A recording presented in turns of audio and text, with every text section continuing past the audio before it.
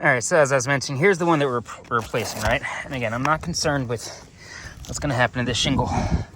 But this right here, so this, you see that split?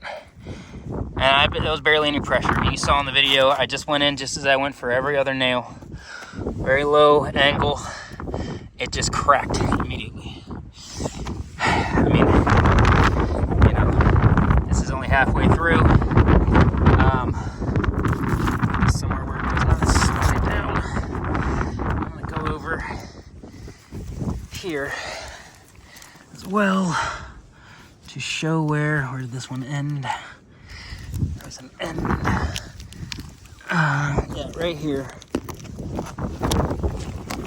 So again, we're seeing right there, this, right?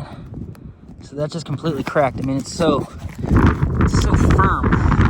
Pliability there. All right, I'm gonna get it set up again because I'm here by myself.